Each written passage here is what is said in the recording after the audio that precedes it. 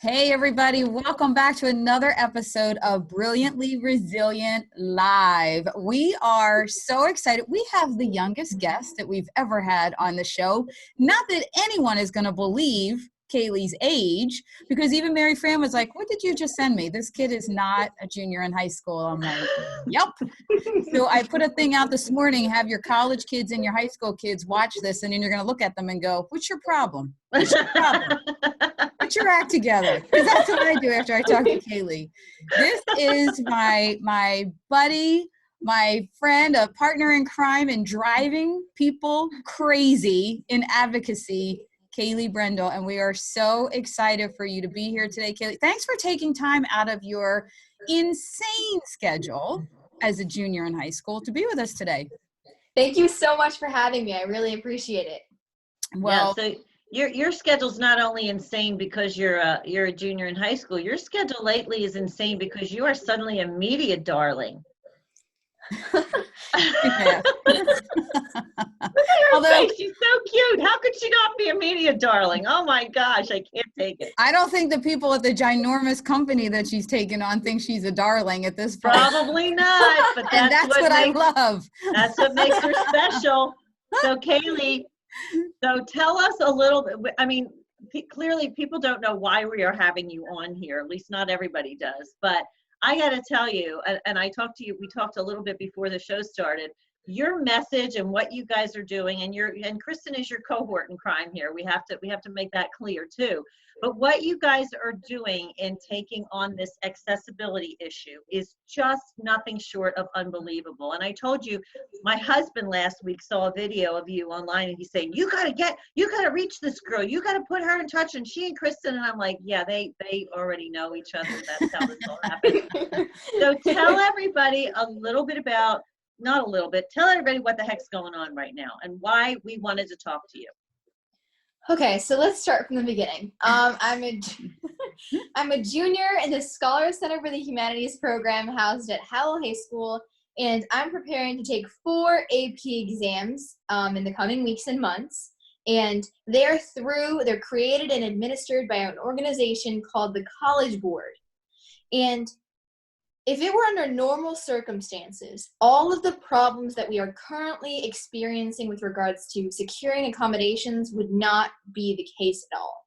Under normal circumstances, when they administer the SAT, the PSAT, whatever other standardized tests that they preside over, I always receive the types of accommodations I need. So this came as a very interesting surprise. So currently, and we're still in discussions, but currently College Board is revoking certain accommodations that blind and deafblind students require in order to be successful on these exams. Many of us need hard copy braille tests, and we're being denied that. And these tests would include tactile graphics, your intricate maps, political cartoons, paintings, XY coordinate planes for calculus and physics, stuff like that. That would be included in the braille test. And it's suddenly been asserted by this company that those will also no longer be provided. In their place will be these long, verbose descriptions of alt text, but they are not spatial representations of the graphs, number one. And number two, that's not how we've ever learned, so it's not how we should be expected to test. It became not how much you can interpret and analyze from a given wealth of information housed in a graphic, but how much you can memorize when you have a software speaking at you and telling you this description.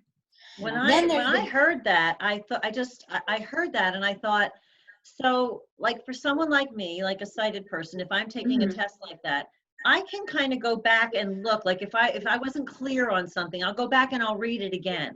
But what you're saying is because this was being spoken to you, you would have to could you even go back and hear information again? Would you have to go back to the beginning of it? It just sounds impossible.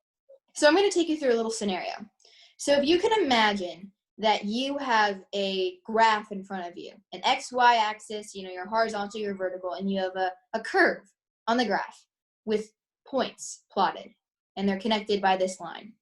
And if you needed to consult the graph in order to construct some sort of thesis statement, you could easily do so. You could scan it, You could figure out whatever information you needed to derive from it, and then you'd be done and ready to go. We would have that same luxury with tactile graphics. We could, put our finger on the specific point, we could trace the line, and we could figure everything out that we need to. Now, if you had a giant paragraph trying to spell out in words what that looked like, that would be a vastly different sensory experience. You would have, they literally spell out the word comma. Every detail and then some are included. And we appreciate that they're taking that effort, but it's way too much. And that's not how it's not how any of us learn. It would be, truthfully, like presenting a sighted student with that given scenario. Instead of having the graph there, they have to interpret this giant mass of words.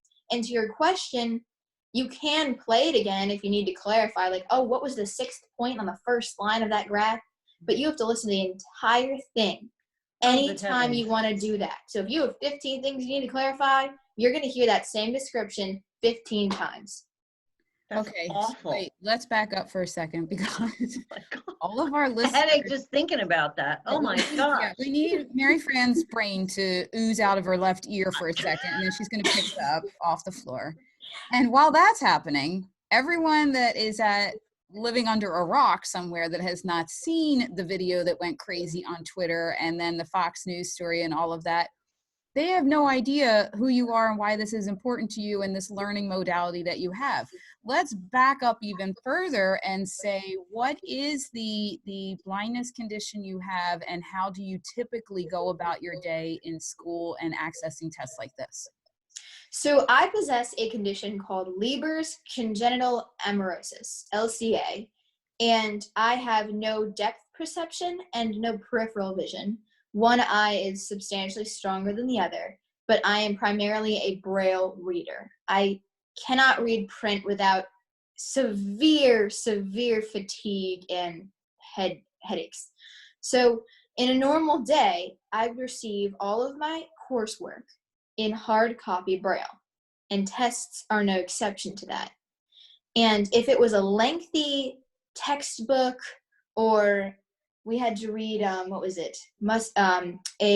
book by David Foster Wallace, if we had to read like larger selections of text like that, where you're talking about 70, 80 pages, the braille equivalent to that would be multiple thick volumes. Mm-hmm. So in the interest of time, since junior year, I'm talking like 7 or 8 hours of homework a day, I would read that virtually, and I would use a screen reader such as JAWS or VoiceOver, and I would annotate, I would mark it up, and I would send it to my teachers that way. And that's how I would usually do essays and other long written work like that. But if we're talking math, science, any of those subjects, I need it tactually. I need that feedback. So I love that you just did that whole description of the different ways that you take in information, give it back, and different subjects have all different kinds of ways that you approach it to maximize your learning, your regurgitation, and communication, all because what I am constantly saying is, in my opinion, from watching blind kids like you and my boys, blind people are just practicing resilience all the time. You guys have to just pivot and figure it out, because otherwise you would have been sitting in a classroom somewhere going, I don't even know what to do. This isn't the one way I've done it once, so I can't keep going. And that's what I think is important and is so brilliant in the blind community that people don't necessarily think about, is that you guys are practicing your resilience all the time. Yeah, we have to advocate on a regular basis. And I don't know if the sighted population always understands that everything is a fight. Like, there have been teachers over the course of my educational career that have put a printed document in front of my face and said, "Why can't you see this?"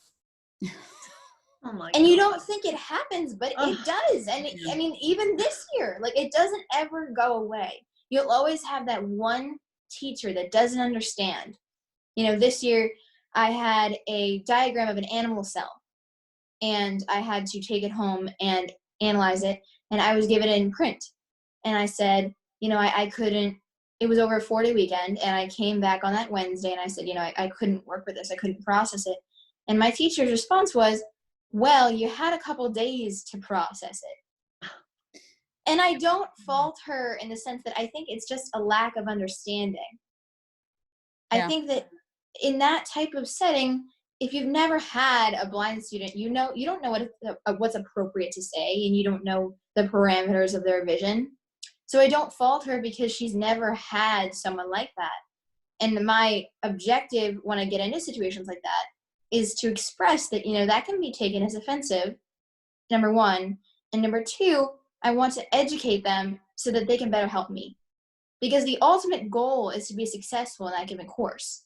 So if you burn the bridge, you won't be. So in other words, one of your skills is also diplomacy. Clearly. You have learned how to be diplomatically effective over the years, to not say to some teacher, listen, I can't see it because I'm blind. You need to help me out here. Yeah, clearly you're not related to Mary Fran. Not related to me, because that's what I would have said. What do you mean, why can't I see it?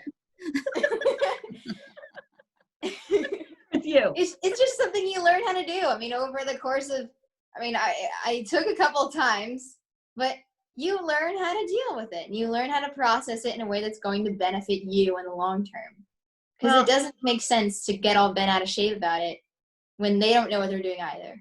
It doesn't accomplish your goal. It doesn't accomplish your goal. But it's interesting. This conversation that we're having is, first of all, I'm just so happy to be talking to you, because when I saw your video this morning, I'm like, I know this is going to sound weird, but I want to be her best friend. And that's just. Oh, thank you so much. Regardless, Kristen's always stealing my friends, Mary Fran. Don't. Well, we always say to Kristen, like, I have a list of potential co-hosts whenever I bump her off. So you're on the top of the list. But Kristen's always talking about job opportunities and all that other stuff for the blind community, that stuff that's beyond school and everything. And just in listening to you, the skill set that you told me about, that you have had to hone and develop just to do what every other kid gets to do by matter of course, because they're in school and that's what they do. The skill set that you have had to develop is so impressive and can transfer to so many other places that, I kind of want to point that out to anybody listening and anybody in a position where they ever might need to be hiring someone, to look at your community, because clearly you kids are developing skills that other kids don't need to develop as quickly and as well as you do, as early on and often. Yeah. Yeah. You know what? I want to transition into, because of what we're talking about with these skills that Kaleigh, you've clearly been doing for years, and like Mary Fran said, honing them, to step back into the current situation of what we're talking about with taking on College Board, not giving you and the rest of the blind students the tactile and braille information. And here's what the coolest part is for all of our listeners and our viewers. Even the National Federation of the Blind, that is the pain in the neck organization that we love so much, because they can nag and break you down if you don't give access to the blind community. Even the president of that organization said they have not seen such headway and such momentum behind an issue like access as they've seen with this campaign that Kaleigh, that you're spearheading. And it started with that video. I shared it with all of our viewers this morning, that one video for 90 seconds, where you eloquently said, this is what we need, this is what we will get, and this is why. And it's interesting to me that you've been practicing that for years, and you did it with a charm and a grace about it, that you're not backing down, and but not burning the bridge either. To your point that you said. Thank you very much for the compliment. I really appreciate the kind words. Yeah, that's just important, like a recurring thing that I've never, throughout this entire campaign, I always wanted the first objective to be, we want to take the test. We're not looking for compensation. We're not looking for publicity. We just want to take the test. Mm-hmm. Because in my case, and in some of the seniors' cases that are a part of this complaint, is that they need the scores back soon in order to either finish college applications or attend college and figure out the fiscal roadmap that they have ahead of them of what what they need to pay for in terms of courses.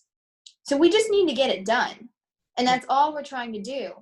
And the fact of them not listening to us at first was the reason that I had to take that route and take like the legal action. Yeah. Well, and I think one of the reasons you've gotten so far is exactly what Kristen said. You delivered your message in a very, devoid of hysteria. It was matter of fact. Look, hey, here, this is what we need. And as you said, we want to take the test, but we need the materials to do so. And the thing is that request is so, it shouldn't even have to be a request. It should be a given. And the fact that you even had to ask for it, and not only ask for it, but insist on it, it almost boggles the mind. Like, why would that have to even be something that's a thought, let alone that you're fighting for? So I guess my question to you is, how common is this, that you have to fight for access, whether it's in the school system or anywhere else? Unfortunately, it's very common. I mean, at the beginning of quarantine, there was another battle that Kristen and I were a part of where we thought provisions of the IDEA were susceptible to being denied for a little bit. And there was this whole other campaign that thankfully it was never passed, and that mission was accomplished. But it happens very, very frequently. It's not always within the school district. It can be anywhere. It can be anyone. It can be any organization.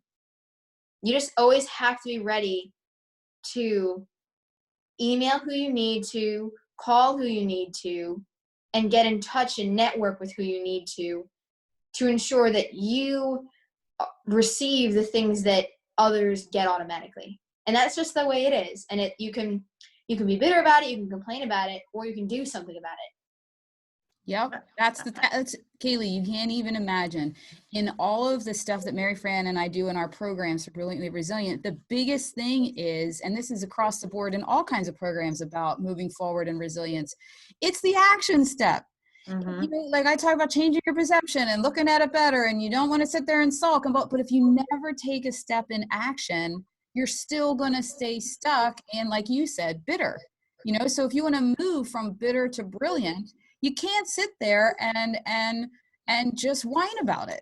And that is definitely not what Kaleigh Brendle does. It's not about, and you just outlined those. I'm going to take that as a soundbite, those 3 things that you just said about this is how you Please do, because it applies to everybody about everything. You just gave the game plan for getting anything accomplished ever. Figure out what the problem is, approach it figure out who you have to talk to, who you have to network with, and then just do it without hysteria. And I think that's the beautiful thing about this. There's no hand wringing, there's no whining, there's just, hey, look guys, we're over here, we need this, and here's how you can do it. The other thing that I wanted to point out, because Kristen told me about this, there's already a company ready to print out the Braille copies for this, right? For this test? Now there's multiple companies that are ready, and we have national organizations that are ready. So we have Willis Touch Braille. The CEO got in touch with me. Wonderful person, wonderful company.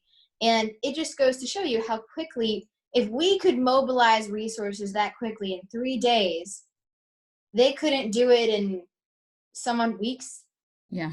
And you just have to, I think the position they took is, just can't do it. Can't do it. That's it. No, this is how we're going to do it. And this is the way you have to accept it. But little did they know who they were up against. Don't mess with a Jersey girl. Don't mess with a Jersey girl. Is it too late to put her on the ballot for president? Is it too late? Is she too young to be on the ballot for president? I mean, I've always wanted to be on the Supreme Court more than the presidency. And I have no doubt you will be there someday. You heard it here first, folks. Yeah, her mom, Kaleigh's mom, and I keep saying that she's the blind Elle Woods from. There you go. Right? That's too funny. A heck of a lot smarter, though. A heck of a lot smarter. But that was the point that I want everybody to take away from this. That's why I wanted kids to listen. I want parents to listen. and everybody else that is sitting there stuck in, this is the worst time for most of us on the planet, stuck in this pandemic and all the stuff that has happened because of it, all the fallout. But you can sit there and continue to be bitter, where you can make your life better and move on to brilliance. And the fact that, Kaleigh, that you've taken the action steps. And I do have to say this too, because I've been on the calls with all, Kaleigh's rallying all the students and finding out who needs what. And I got to tell you, Kaleigh, sometimes I'm sitting there and I'm like, oh my gosh, because what people don't understand is in the blind community, there's so many different levels of sight and impairment. And some people do tactile graphics and braille, some are audio and tactile. I mean, there's a multitude of solutions and things that they need. And Kaleigh's making a list and making sure that every single voice is heard in the complaints with the Civil Rights Office, in dealing with College Board. You have represented the community in a way that people need to stand up and listen and pay attention to. But also that you've taken this action and you sit in such gratitude for, and that is a theme that has emerged with a lot of our guests, that is a part of becoming brilliantly resilient, is that you live in a space of gratitude and move from there. So I gotta now, I know a little bit of the backstory of your family, but I would have to assume, you have to correct me if I'm wrong, that is that just something you feel gratitude your whole life, or did you come about that, from meeting people that were helpful? How did that come about? That's a very interesting question. So I was always raised in an environment where you count your blessings and you're appreciative. And I can really thank my parents for that one. And they were always very instilling of that particular mode of looking at life and looking at what you've been handed. So that's partly a tribute to them. And I think it's just over time, the experience of like the different experiences of, meeting people and coming together. And really, I think it's just been a gradual thing that I've grown into. And it came partly because of, growing up and residing in this environment. And also experience played a factor too, of just, there's so many times that I've been at my wit's end and I just want something to happen and I want justice to be served for my community. And then someone helps me make it happen. And I remember what gratitude means. And I remember how honored I should be that they took the time out of their day to help me out. And they didn't have to do that. And they did that anyway. Good stuff. Wow. I just want to sit here and listen to this child all day. I mean, I'm so amazed. And, here's the other thing. When I met Kristen and learned that her sons were blind, I really have had no experience in that world before, none. But I didn't really come with any preconceived notions about it or anything like that either. But one of the delights of knowing Kristen and her boys and now meeting you, it's just learning once again and having it reinforced once again that we all just want the same things. We all just want opportunity. We all want to succeed. We want to help each other succeed. And all we need are the tools to do that. And when somebody else has the power to lift someone else up with the tools, with their experience, with their connections, that's what we all need to do. And you're doing that at your young age. And it honestly, it is just so inspirational to me. So I want to thank you for that, because, every once in a while, especially, go ahead, you can say it, Kristen, when you get to be my age, because I'm so old. She's way that older. You can be way older. That sometimes you can get a little jaded by things. But, just listening to you and recognizing your spirit, and again, recognizing that clear knowledge in you that you have to move, you have to make a step, you have to do something about it. It's just a message for everybody. So thank you for that. Love it. Can we do an update on where things stand? Sure. So I can only elaborate on a limited scope, but I'm happy with the fact that we're definitely making some progress. Mm-hmm. And it's been a long, long road, but we are making some progress. So as a little bit of background, I, along with the National Federation of the Blind and several of the students, we did file the 2 complaints, one with the United States Department of Education's Office for Civil Rights, and then the other a day later with the United States Department of Justice. And we have been in communication with OCR, and we've had several calls with College Board and several of their higher up officials, and we've talked about it. And they have certain issues. I think one of the most clear ones that they've expressed time and time again is security. With cheating in our case. And I'm sorry, that just sounds wildly stupid to me, but go ahead. So, I mean, it is. Mary Fran, you're so eloquent. That just sounds wildly stupid. Wildly stupid, but go ahead. It's an open book, open notes test, but they are concerned with blind and deafblind students having access to the tests for longer than they're permitted to, which, to their credit, is a very valid concern. Like, I see where they're coming from because there's no way to ensure that, but the problem is there is. And we've presented that, and for a while, they just didn't want to hear it. So it was a big step this week that they're willing to talk to us. And they're willing to discuss and figure this out, or at least willing to try. So we do appreciate that. It takes a lot just to come to the table. So for them to do that, we are grateful for that. And I hope that in a couple of weeks or months, maybe I can have a Braille test, or maybe I can have my graphics. I mean, we have no certainty in that regard, but there's definitely a trend, like an upward trend, I would say. But there's still work to be done. And this fight is not quite over yet. And other entities are taking this on separately, so they quite have their hands full. But we're not going to stop until every kid gets that same Braille. Like, them giving it to a select number isn't enough. Them giving it to me isn't enough. They need to give it to everybody. Good. And they're going to. Or we're going to find them, right? Guys, you might as well just get on board. Social distance. We're going to get right in their face, and I'll have a mask on. I'm not as eloquent as you either.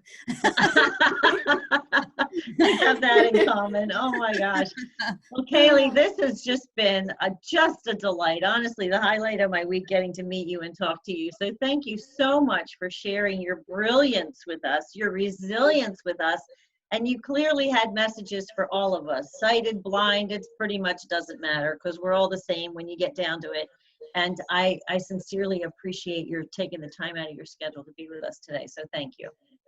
Thank you very much. I appreciate everything that you've both been doing. And it's funny, as like a little closing note, we had a little slogan that's been trending on Twitter a little bit, "Not blind to injustice." And the Fox reporter picked that up when we had our Fox interview, that it was something that people could get behind, and they realized the absurdity of the situation when I really said that online, and people have reiterated that and retweeted that and contributed to that hashtag, that, we aren't.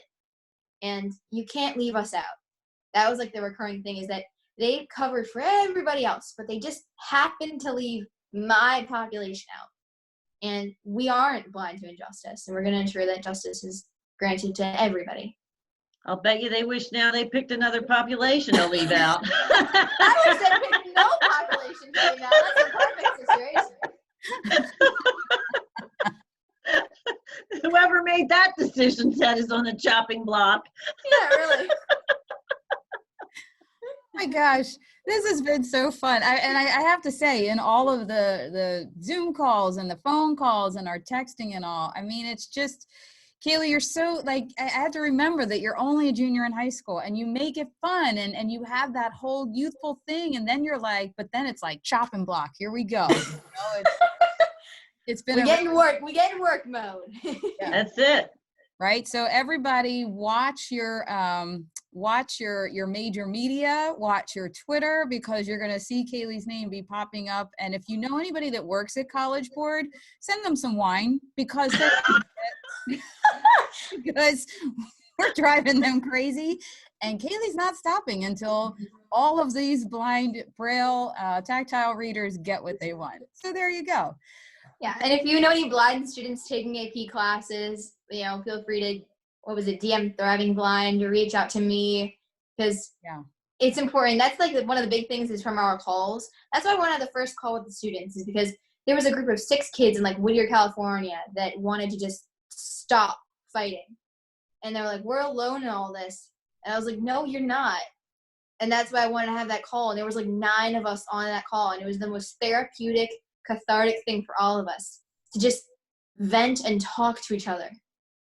The tribe. That's what we talk about too. You got to have a tribe of people that walks your walk and can talk your talk and talk you away from the ledge. Talk you off the ledge. Really. When you feel like it's only you. Oh my gosh! Now I'm worried that Mary Fran's going to bump me off for you to be in the whole Brilliant program. You've crept up to the top of the list. Yes. Don't you go replay? And let me tell you something. On the Facebook comments, you've got Mary Fran. You've got people who are going to be messaging you that you've also said are going to be your co-host, and they're like, "Wait a minute." Shelby's going, hold on a minute. I think this is the first one on the list. I don't know, Ming. I think you might be coming in second. Maybe you want to send me a bottle of wine. I don't know, girls. I like white.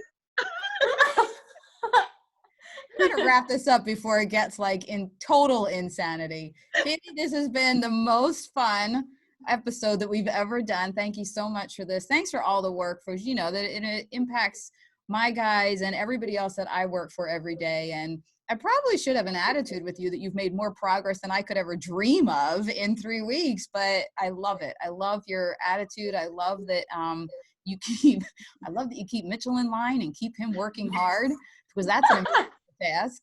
And you really are in it for the entire community. So the blind community is incredibly blessed to have you in it. And my family is incredibly blessed to have your family and you in our lives.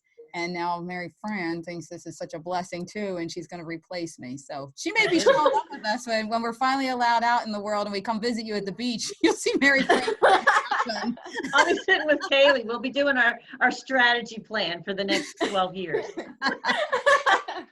Before she goes on the Supreme Court. All right, everybody, go follow Kaleigh Brendle on all of her social media platforms. You're going to want to see all the stuff that she's up to, and now and in the future, because she's got big plans that College Board has to get out of the way of. And we will see all of you again on our next episode tomorrow. Tomorrow. Thanks, everybody. Bye.